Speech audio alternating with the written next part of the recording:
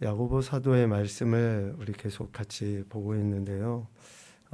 야고보서의 핵심 주제는 행함이다 라고 이렇게 이야기할 수 있죠. 그러니까 믿음에 따른 그러한 행동, 순종, 이것이 야고보 사도가 이야기하고자 하는 핵심입니다. 그런데 무엇에 대해 믿고 또 어떻게 행동해라 하는지를 우리가 잘 생각해야 될 것 같습니다. 1장 1절 말씀은 야고보 사도가 문안 인사로 하지만 수신자들, 그러니까 이 야고보서를 기록해서 읽어야 될 성도들이 누구인지를 명확하게 나타내 보이고 있어요. 흩어져 있는 12지파, 즉 예수 그리스도를 믿는 것 때문에 박해를 받고 흩어져서 여러 시험 가운데, 환난 가운데 있는 유대계 그리스도인들에게 지금 이 편지를 쓰고 있는 거예요. 이 편지를 통해서 몇 가지의 권면의 이야기를 합니다. 첫째, 그리스도인은 여러 가지 시험을 당할 수 있다. 그리스도인들은 이 세상에 속한 자들이 아니기 때문에 반드시 시험이 있게 돼 있는 거예요. 세상은 예수님 믿는 사람, 예수님을 미워하고 예수님 믿는 자들을 미워해요. 자, 혀가 넘겨보면 PPT가 있어요. 그리스도인은 반드시 여러 가지 시험을 당할 수 있다. 두 번째는 여러 가지 시험을 당하면 어떻게 하는 거예요? 온전히 기쁘게 여겨야 된다. 오늘 예배 시간에 아멘도 많이 하시고 성경 구절도 큰 소리로 읽으시고 배가 고프면 이제 추석 연휴에 맛있는 거 많이 드십시오. 네. 아멘을 많이 하고 배가 고프면 이제 집에 와서 맛있는 거 많이 드십시오. 여러 가지 시험을 당할 때에 우리가 취해야 될 태도가 뭐냐? 온전히 기쁘게 여기는 거예요. 그런데 온전히 기쁘게 여기는 것은 그냥 나사가 한두 개 빠져가지고 자연스럽게 되는 게 아니라 하나님의 지혜를 구할 때에 온전히 기쁘게 여길 수 있어요. 이 하나님의 지혜를 구할 때의 태도가 뭡니까? 오직 믿음으로 구하고 조금도 의심하지 말아야 된다. 우리가 하나님의 지혜를 구해요. 그런데 한 번, 두 번 하고 왜 내게는 이런 시험이 끝나지 않지? 이런 문제가 얼른 해결되지 않지? 이런 생각이 아니라 온전히 믿고 또 끝까지 그것을 구해야 된다라고 이야기합니다. 이러한 태도를 보이는 자들에게 하나님이 온전하고 구비하여 조금도 부족함이 없게 하신다라고 말씀합니다. 이 온전하고 구비하여 조금도 부족함이 없다고 하는 것은 우리 삶의 물질이나 명예나 세속적인 가치 판단 기준에 의하여 풍성함을 이야기하는 것보다 더 고차원적인 것을 이야기해요. 결국은 생명의 면류관, 예수 그리스도를 믿는 자들에게 약속하신 영생의 복, 이것을 우리가 얻게 되는 거예요. 그러니까 여기까지 생각해 보면 실질적으로 우리에게 닥치는 이러한 시험은 뭡니까? 우리의 믿음이 어떠한지, 즉 예수 그리스도를 믿는 믿음이 온전한지 아니한지를 테스트해 보는 거예요. 점검해 보는 거예요. 환난이 닥쳐보고 문제가 닥쳐봤을 때에 내 믿음이 진짜인지, 그러니까 평안할 때는 잘 몰라요. 내 믿음이 어떠한지. 박해가 있고 어려움이 있을 때에 예수님 믿는 것 때문에 여러분들이 아마 이번 추석 연휴 때 친지들을 만나실 거예요. 그러면 많은 분들이 믿지 않아요. 우리가 프로테이지만 따져도 10명 중에 2명 정도밖에 예수님을 안 믿어요. 그러니까 8명은 우리 친지 중에 대부분의 또 많은 사람은 예수님 안 믿어요. 그런 사람들이 그냥 술 한 잔씩 하면서 예수님 믿는 우리들에 대해서 되게 여러 가지로 이야기할 수 있어요. 그것이 다 핍박이고 박해고 우리에게 환난이라는 거예요. 여러분의 감정을 요동치고, 그럴 때에 우리가 지혜를 구해야 되고, 지혜를 구함으로 인해서 내 믿음이 어떠한지, 내가 하나님 나라 백성으로서 지금 이 땅에서 삶을 살아가고 있는지 아닌지를 드러내 보여요. 그것이 온전하고 구비하여 조금도 부족함이 없게 하시는 하나님의 은혜다라는 거죠. 이것이 결국은 생명의 면류관이라고 했어요. 그런데 야고보 사도가 여기까지만 이야기하지 아니하고 또 한 가지의 시험, 즉 우리가 당하는 어려움에 대해서 이야기하는데, 이 시험은 앞서 이야기하는 우리를 박해하고 우리를 연단 가운데 있게 하는 시험이 아니라 우리 안에서부터 나타나는 유혹들, 즉 우리의 욕심으로 말미암은 그런 유혹의 시험들이 있기 마련이다. 그 유혹의 시험에 이끌리지 아니어야지 된다. 속지 않아야 된다. 왜? 속으면 결국 사망이기 때문이다 라고 이야기해요. 믿음의 시험, 연단은 우리에게 생명의 면류관, 즉 생명을 주지만, 욕심에 이끌린 미혹, 그 시험은 결국 우리가 사망에 빠지게 될 것이다. 처음에는 예수님 잘 믿고 열심을 내고 신앙생활 잘하고 교회 누구보다도 헌신했던 사람들이 지금 뒤돌아보면 왜 많이 교회를 떠났을까? 목사님 탓하기도 하고 성도 탓하기도 하고 어쩌고저쩌고 여러 가지 이야기를 다 할 수 있어요. 시험 없는 사람이 어디 있어요? 관계가 온전하게 좋은 사람이 세상에 어디 있습니까? 누구나 다 이런 갈등이 있고, 심지어는 부부관계도 맞지 않아서 헤어지는데 목사하고 성도라고 평생 짝짝꿍이 맞아서 네 마음이 내 마음, 내 마음이 네 마음, 그리 될 수 있겠습니까? 성도들이라고 직분도 안 불러요. 언니, 동생, 이렇게 완전히 입에 있는 거 다 내줄 정도로 친하지만 한번 수가 틀어지면 어때요? 철천지 원수와 같이 뒤도 안 돌아보고 다 헤어져 버려요. 그러면서 점차적으로 교회를 떠나가요. 누구 때문입니까? 실질적으로 우리가 우리 안에 있는 그 욕심, 내 사람으로, 내 것으로, 내가, 교회에서도 내가 권위자로서, 내가 리더로서 날 알아주지 아니하는 것 때문에, 나는 이만큼 했는데 이만큼 받지 못하는 것 때문에, 여러 가지의 그 욕심의 다른 행태들이 나타나서 결국은 사망, 교회를 떠나고 예수님을 부인하고, 그러면서 내가 예수님 믿어봤다고 이야기하고. 진짜로 예수님 믿는 사람은, 진짜로 예수님이 내 생명의 주인 되신다고 하는 사람은 예수님이 받으신 그 핍박, 예수님이 맞으신 그 채찍, 예수님이 못 박히신 그 십자가, 그것만 생각해도 내가 지금 당하는 환난이나 내가 당하는 무시나 내가 당하는 침뱉음이나 내가 당하는 멸시, 그 어떤 것도 그것에 비교할 수가 없어요. 그 어떤 것도. 그런데 우리가 왜 예수님을 부인하고 떠나냐? 결국은 내 욕심에 이끌린 사망의 결과들이다 라는 것을 이야기해요. 야고보 사도는 이 이야기를 강조하면서 이 사망, 관계가 점점 멀어지는 것, 얼굴 보기가 불편한 것, 이런 것들의 문제가 결국은 미안하지만 나 때문이래. 여기서 있는 나 때문에 나 때문이에요. 목사가 불편하면 교회 다니기가 정말 힘들죠. 그러니까 야고보 사도는 그래서 우리가 하나님의 자녀, 야고보서 1장 18절 말씀은 참 중요한 말씀이에요. 그가 그 피조물 중에 우리로 한 첫 열매가 되게 하시려고 자기의 뜻을 따라 진리의 말씀으로 우리를 낳으셨느니라. 하나님 아버지께서 우리를 낳으셨어요. 어떻게? 진리의 말씀으로. 그것도 하나님의 뜻, 그 어떤 것보다 선하신, 비교조차 할 수 없는 선 자체이신 그 하나님의 뜻을 따라서 진리의 말씀으로 우리를 낳으셨다. 즉 우리를 자녀되게 하셨다.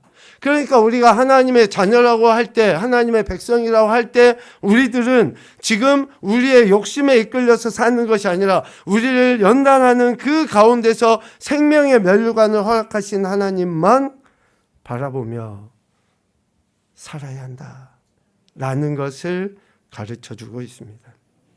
오늘 야고보서 1장 19절부터 이후에 나오는 2장, 3장, 4장까지의 모든 내용들은 이 하나님의 자녀, 즉 진리의 말씀으로 우리를 낳으셨다, 즉 우리가 하나님의 자녀로서 어떻게 살아야 하는지를 명확하게 가르쳐 주시고 있습니다. 다시 말하면 우리가 하나님의 자녀됨을 삶으로 증명해 보이는 방법이 무엇인지, 여러분이 이마에다가 써놓고 다녀야지 사람들이 저 사람은 하나님의 자녀다, 예수님 믿는 사람이다 라고 이야기하는 게 아니에요. 내 삶에서 내가 어떻게 하나님의 자녀라는 것을 증명해 보여야 하는지를 오늘 가르쳐 주셔요.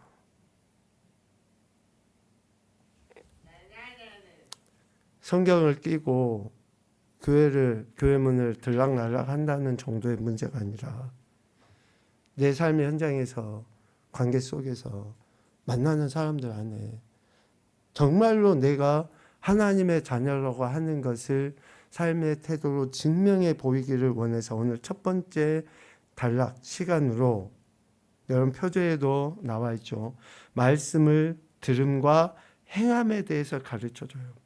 진리의 말씀으로 우리를 낳으셨잖아요. 그러니까 우리는 말씀으로 창조된 존재예요. 말씀의 다스림을 받아야 될 존재예요. 말씀에 의해 살아갈 존재예요. 그러한 우리들이, 그러한 하나님의 자녀가 삶의 현장에서 어떻게 살아야 하는지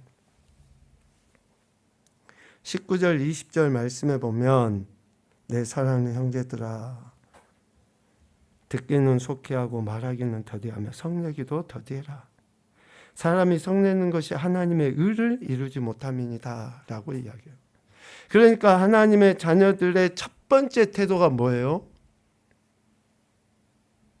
뭡니까? 그건 조금 이따가요. 19절과 20절 말씀을 통해서 보면 우리가 하나님의 자녀로서 첫 번째 드러내 보여야 될 태도가 뭐냐면 하나님의 의를 이루는 거예요. 하나님의 의를 이루는 거예요. 마태복음 6장 33절 말씀은 예수님께서 산상수훈의 말씀의 한가운데 핵심으로 주신 이야기예요. 5장, 6장, 7장의 산상수훈의 이야기를 하시잖아요. 그 6장 한가운데 맨 마지막에 말씀이 바로 이거예요. 왜? 한가운데서 여러분 산을 생각해 보십시오. 산 정점, 산 꼭대기에가 지금 마태복음 6장 33절 말씀이 있는 거예요. 왜? 우리가 하나님의 자녀라고 하고 백성이라고 하는 우리의 삶의 목표는 무엇을 먹고 무엇을 마시고 입고 어떤 것을 기도하고 말고의 문제가 아니라 오직 우리의 삶에서는 뭘 위해서 살아가는 거예요? 하나님의 의를 위해서 살아가는 거예요. 이것이 우리가 이 땅에서 삶을 살아가야 될 그리스도인들의 존재의 이유예요. 하나님의 의 없이 영광이 어디 있습니까? 하나님의 의 없이 우리에게 은혜가 어디 있냐고요? 하나님의 의 없이 우리에게 참된 형통이 어디 있습니까? 하나님의 의가 없는데. 그래서 마태복음 6장 33절에 이 이야기를 하는 거예요. 같이 한번 읽죠. 시작.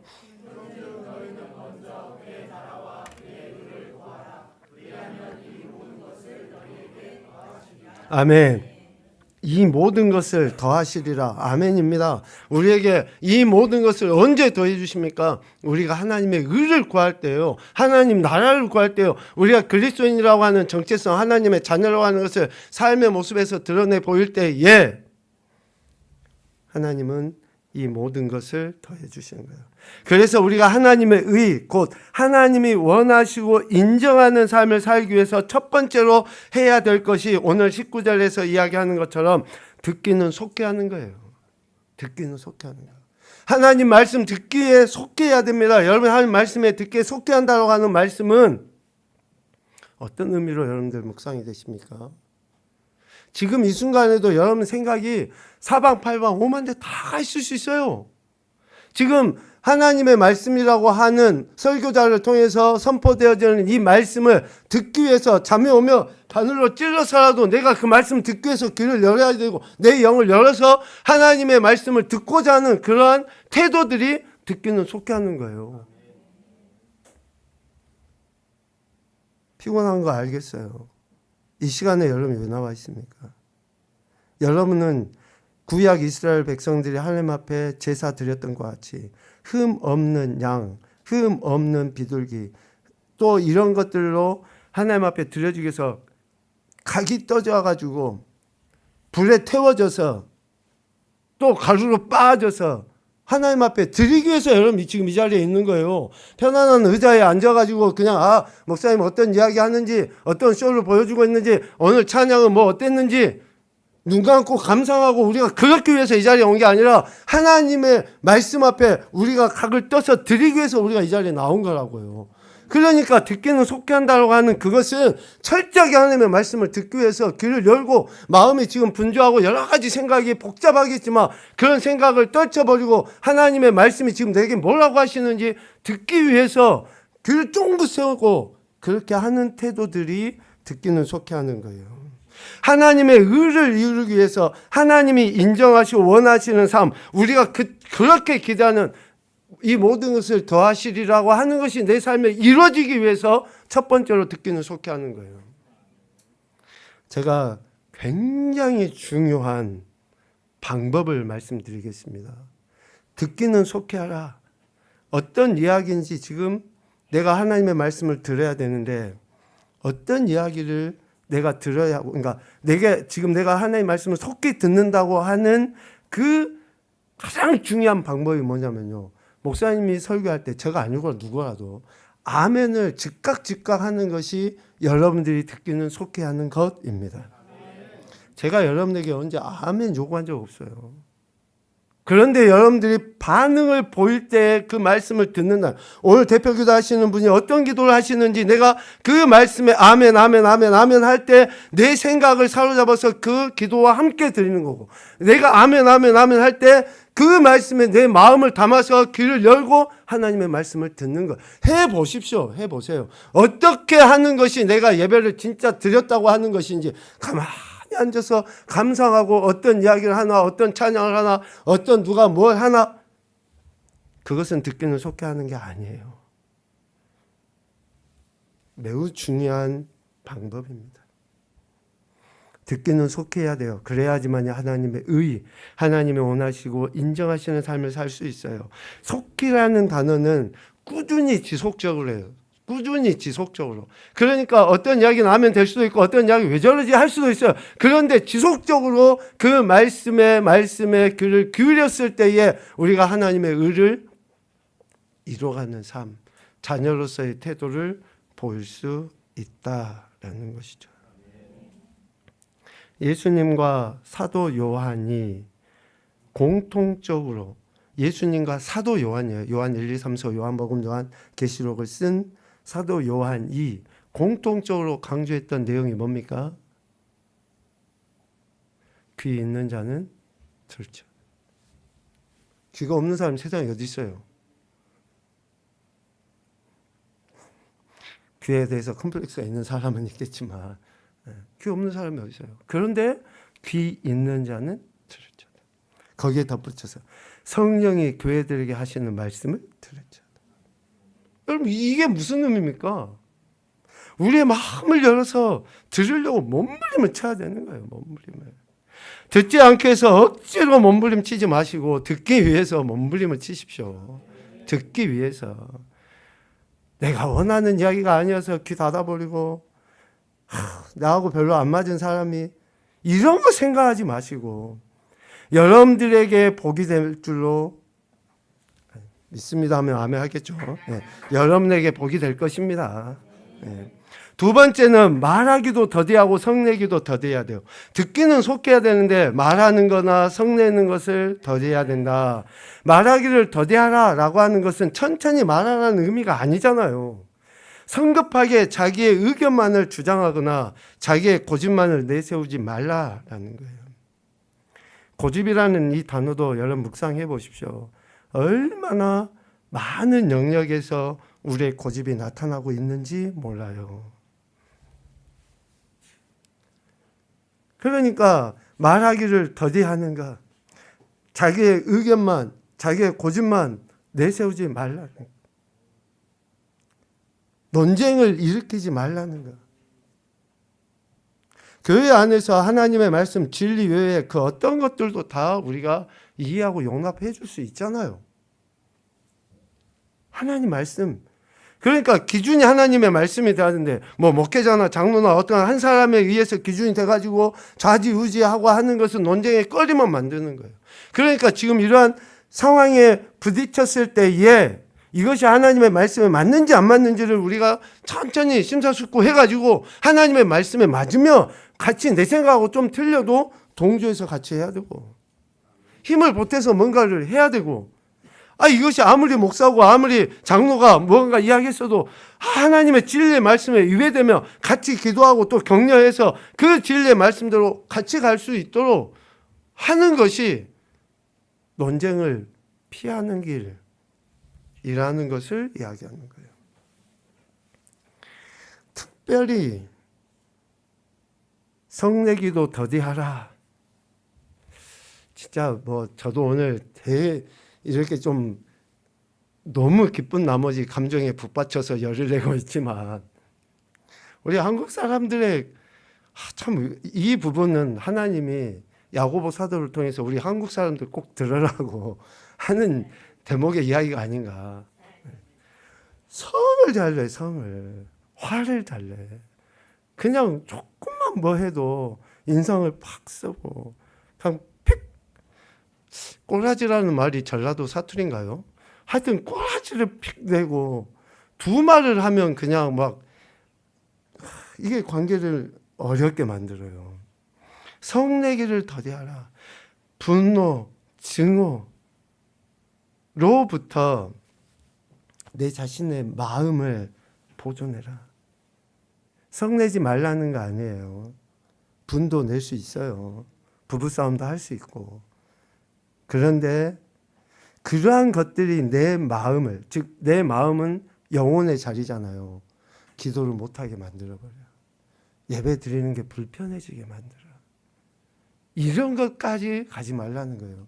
그래서 해가 지기 전에 분도 풀어내고 또 내 자신을 되돌아보는 용어가 좀 성찰이라는 단어를 안 쓰죠. 내 자신을 좀 살펴보는 말씀으로. 그래서 여러분이 묵상을 하면 할수록 내 자신을 보게 돼요. 내 자신을. 하나님의 말씀을 통해서 내 자신을 보면서 괜히 좀 성 안 내도 됐는데 후회하게 되고. 그러니까 그 사람을 다음에 만나면 이제 더 껄끄러워지는 거야. 좀만 내가 참을걸. 이러면서 더 불편하게 만들어져. 그래서 성내기를 더디하라. 감정의 격분이 마음속에 자리 잡지 못하도록. 왜? 마음속에 감정의 격분이 자리 잡으면 하나님의 의를 이룰 수 없어요. 다시 말하면 하나님 나라를 누리지 못해요. 의와 평화가 희락이 왜 사라집니까? 우리 안에. 왜? 왜 성령 하나님이 우리 안에 계시는데 의와 평화가 희락이 사라지고 늘 꿍해갖고 있고 그냥 인상 쓰고 있고 불편하고 주둥이가 오리 주둥이처럼 이만큼 나와가지고 왜 뭔가 좀 불편한. 저는 어렸을 때부터 오리 주둥이였어요. 제가 불만이 있어서 주둥이가 나온 게 아니라 저는 어렸을 때부터 주둥이가 많이 나온 그런 상이었어요. 이거는 뭐 어쩔 수 없이. 그러니까 우리가 내 마음을 하나님의 의 또 평강, 희락, 의로 성령님은 이미 우리에게 주셨는데 우리가 하나님의 의를 이루지 못하게 하는 우리의 감정에 휩쓸려서 마음대로 행함으로 오늘 표현처럼 말하기도 더디하고 성내기도 더디하라 했는데 그러지 못함으로 말미암아 의를 이루지 못하는 거죠. 잠언 16장 32절 말씀 여러분 잘 알고 계시잖아요. 우리가 성내지 아니하고 노하지 아니하고 또 조급하게 뭔가 행동하지 아니할 때 얼마나 강력한 능력들이 풍성함이 우리에게 주어집니까? 이 말씀을 한번 같이 읽어봅시다. 노하기를 더디하는 자는 용사보다 낫고 자기의 마음을 다스리는 자는 성을 빼앗는 자보다 나으니라. 아멘.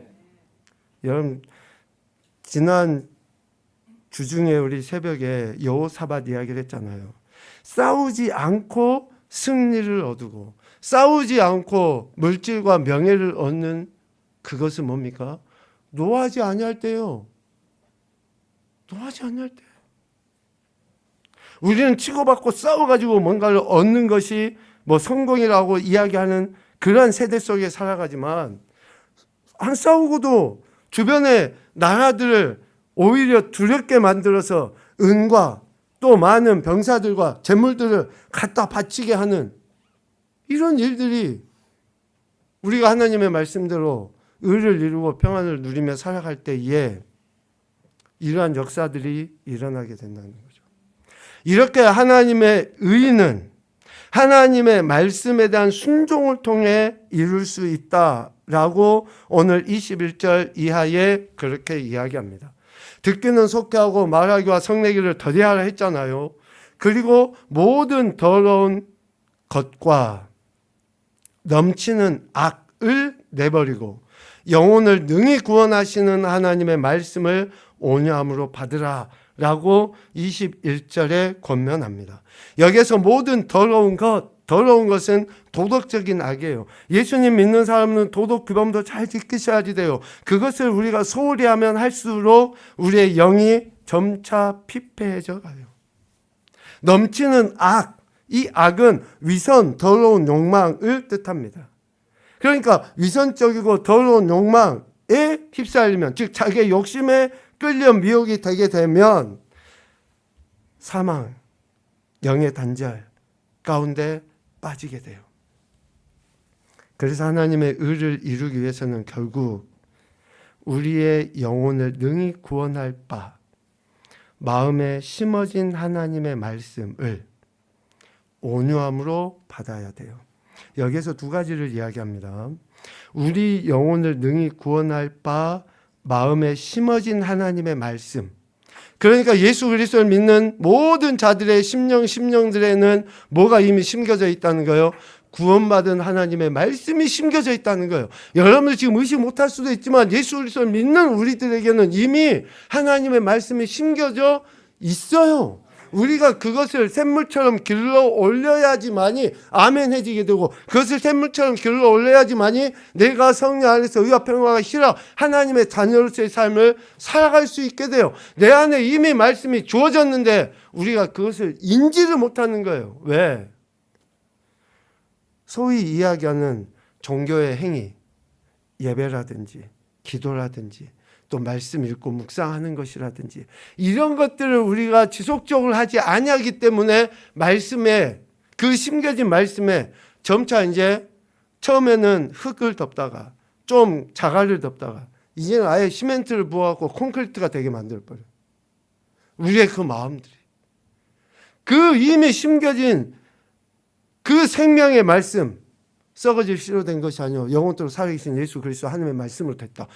그렇게 우리에게 그 심어주신 말씀을 우리가 계속 기경하지 아니하니 점차 우리의 마음밭은 정말 포크레인도 깨도 깨지 않는 그러한 단단한 금강석같이 돼버리는 거예요. 이미 우리에게는 하나님의 말씀이 있는 줄로 믿습니다. 그 말씀을 온유함으로 받아야 한다라고 강조해요. 그러면 능히 구원할 바 마음에 심어진 말씀을 온유함으로 받는다는 것은 첫 번째 이거예요. 말씀을 행하는 자가 되는 거예요. 행하는 자.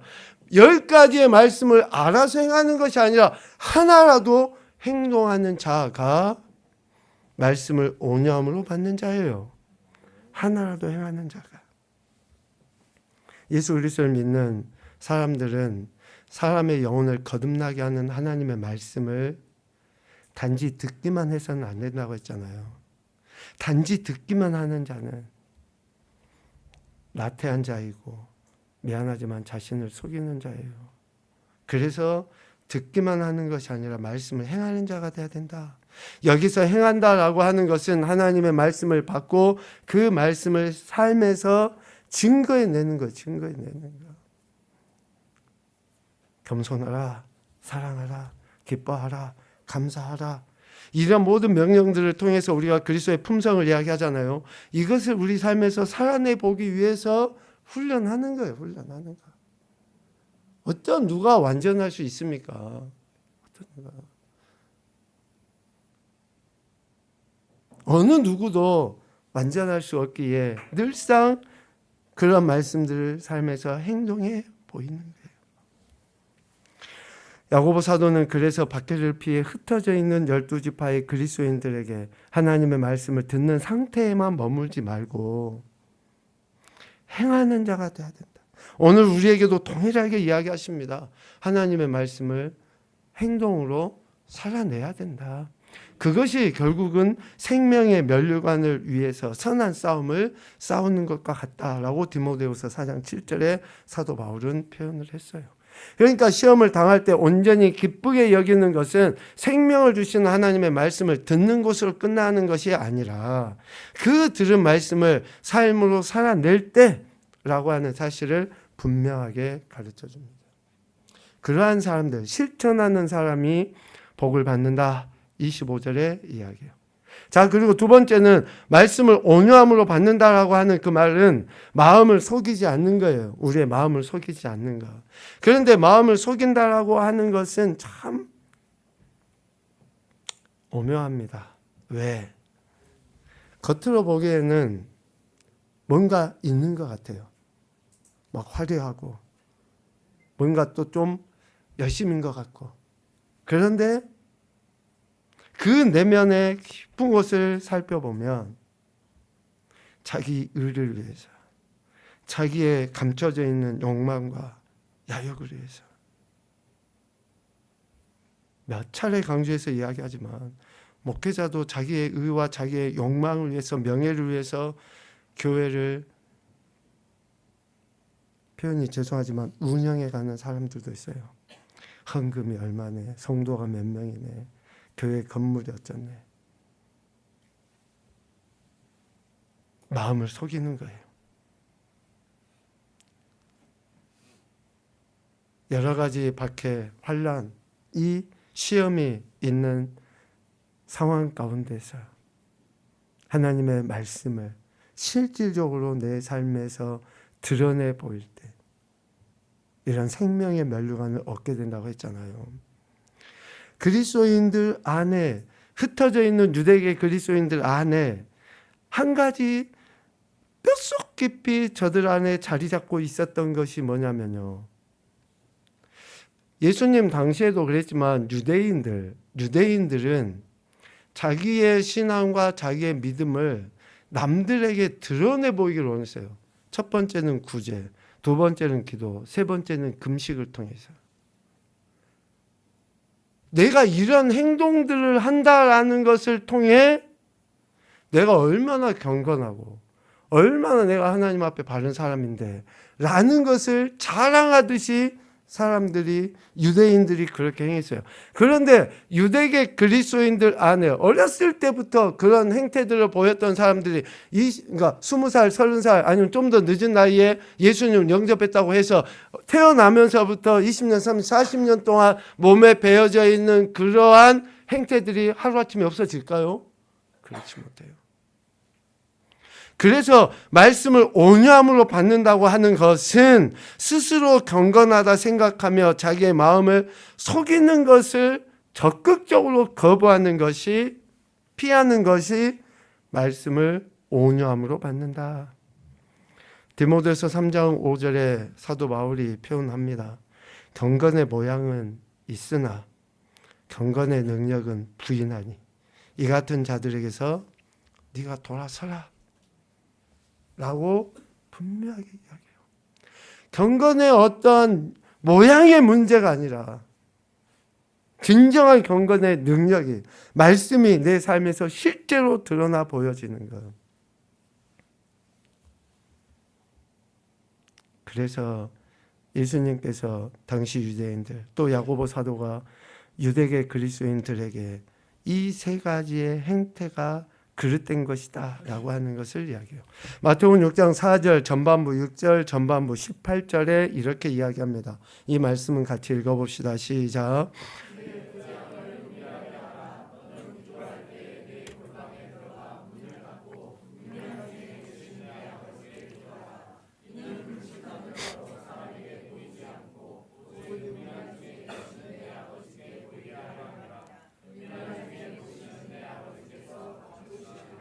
아멘.